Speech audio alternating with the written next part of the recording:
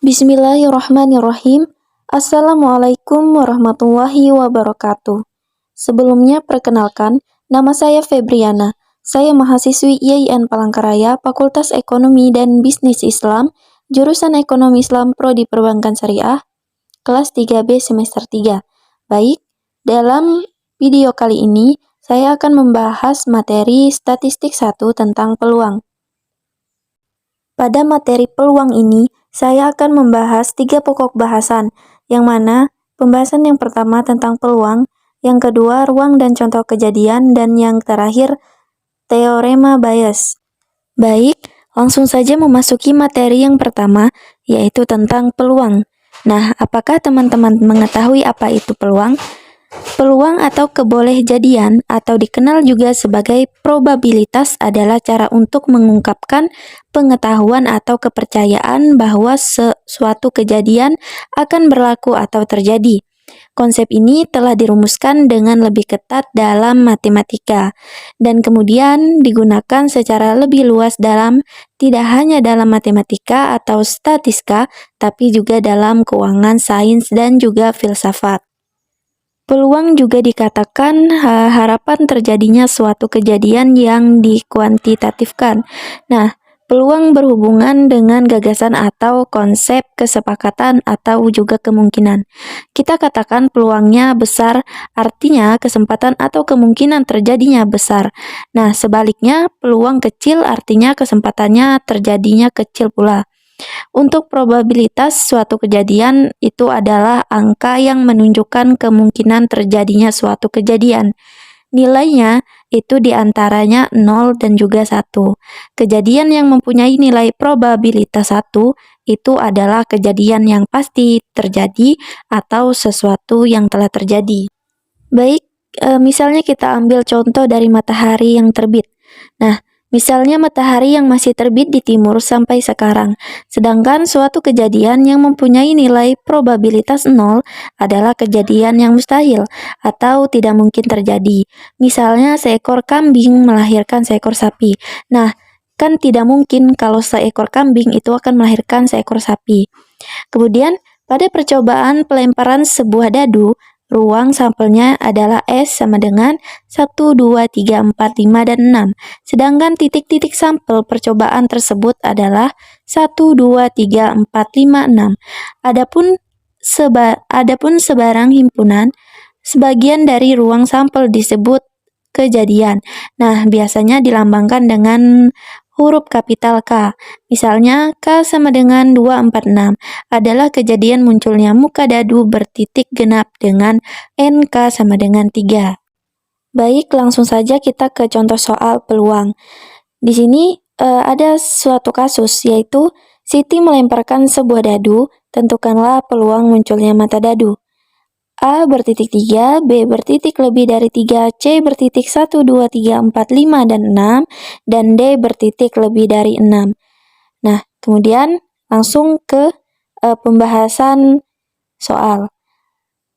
Jawaban, oleh karena ruang sampelnya adalah S, maka sama dengan 1, 2, 3, 4, 5, dan 6, maka N atau S sama dengan 6. Kemudian, misalkan A adalah himpunan kejadian munculnya dadu bertitik 3, maka A sama dengan 3, sehingga NA sama dengan 1. PA sama dengan NA per NS sama dengan 1/6. Jadi, peluang munculnya mata dadu bertitik 3 adalah 1/6. Lanjut ke jawaban yang soal B. Misalkan B adalah himpunan kejadian munculnya dadu bertitik lebih dari 3, maka B sama dengan 4, 5, 6, sehingga NB itu hasilnya 3. Nah, PB sama dengan NB per NS sama dengan 3/6 sama dengan 1/2. Jadi, peluang munculnya mata dadu bertitik lebih dari 3 itu adalah 1/2. Lanjut ke yang C, yaitu misalkan C adalah himpunan kejadian munculnya mata dadu bertitik 1, 2, 3, 4, 5, dan 6, maka C sama dengan 1, 2, 3, 4, 5, dan 6, sehingga NC-nya yaitu sama dengan 6. seperti PC sama dengan NC per NS sama dengan 6/6 sama dengan 1. 1 ini dari 6 bagi 6 ya, yaitu dapat 1.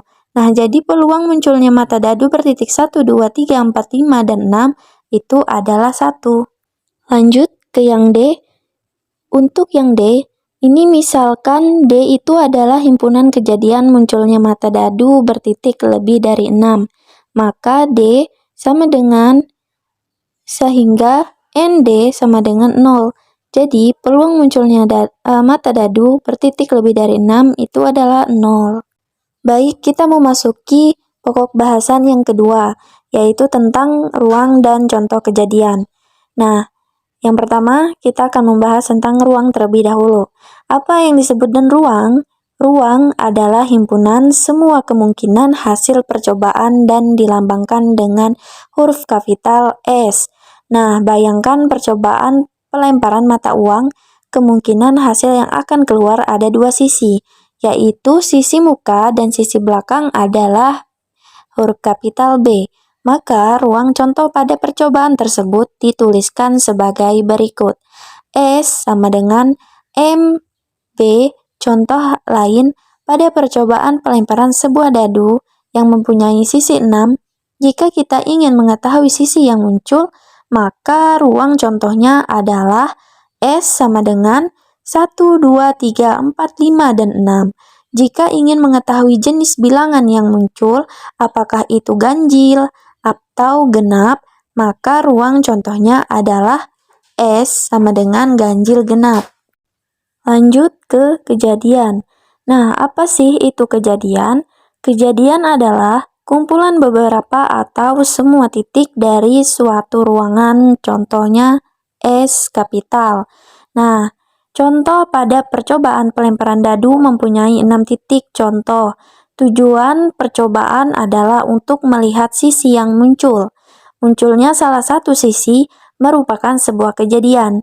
Apakah sisi 1, 2, 3, 4, 5, dan 6 sebuah kejadian dapat mengandung sebagian atau seluruh titik contoh dari suatu percobaan. Jika suatu kejadian tidak mengandung satu pun titik contoh, maka kejadian tersebut itu disebut dengan kejadian yang kosong. Adapun contoh, misalnya jika A merupakan kejadian yang menunjukkan manusia yang pernah menginjak kaki di matahari, maka A kapital sama dengan 0.